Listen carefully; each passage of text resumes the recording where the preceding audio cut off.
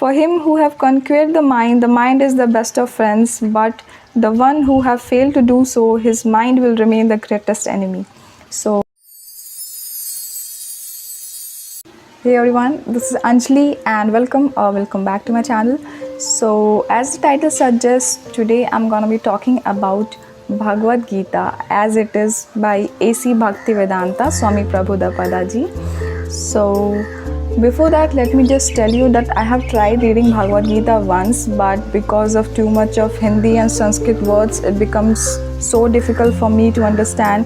So for that, now this time I just picked this one, that is the English translation, in which there are word-to-word English translation is also given, and Sanskrit slokas is given, and with the English translation, which kind of make the reading easy and also make it easy to understand.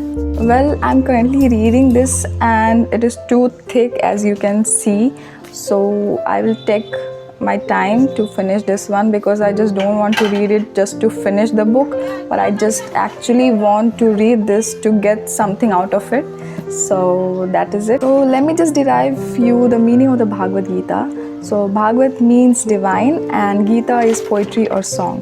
So Bhagavad Gita is a divine poetry that is uttered by Lord Krishna for the betterment of the beings living in the universe. So many people also ask that whether Bhagavad Gita has the solution to all the problems. Then my answer to this would be that it doesn't tell you how to solve a calculus problem, but it does tell you that how to work hard with full dedication to achieve a career that you want in order to do the good for the society without worrying for the future. And also it doesn't tell you about how to play a guitar, but it does tell you that how you can create a harmony out of it and get lost in the divine of the universe. It doesn't tell you that whether you should read Harry Potter or the brief history of time, but it does tell you how to derive the knowledge of oneness and equality of all being to enjoy the eternal bliss. So if we will talk about the content, then the first few chapters just answers the very primitive questions related to life, death and actions. So it is a small part of Mahabharata where Krishna instructs Arjuna in the Kurukshetra war, where Arjuna feels miserable, immoral and sorry for participating in the war against his own kinsman. But in the other hand, Krishna moralizes him, consoles him and just reminds him of the dharma, hailed as mystical, mysterious, cunning, the wisest of all, the strategized, and therefore an incarnation of God himself, where nectar of bliss drops from his every word. Now I would like to mention some of my favorite quotes or passages out of this. So the very first would be, that is in the page number 119, text 47, which says that you have a right to perform your prescribed duty, but you are not entitled to the fruits of action. Never consider yourself the cause of the result of your activities and never be attached to not doing your duty. That was my first favorite passage. Now let's just get into the second. That is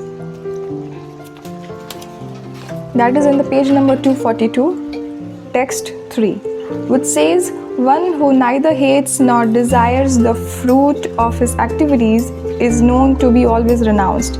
Such a person, free from all qualities, easily overcomes material bondage and is completely liberated, O mighty Arjuna. And now the third and the very last passage that I would like to mention is in the page number 274, text 6. For him who have conquered the mind is the best of friends, but the one who have failed to do so, his mind will remain the greatest enemy. So that is it. These were my favorite passages. So there are many more that will, if possible, I will mention that in description box. You can check that out. And at last, I would just like to tell you all that everyone should read Gita once in their lifetime, irrespective of their caste, religion, gender, age, whatever. So that is it for my video. If you guys like it, button. Do like, share and subscribe to my channel. Thank you.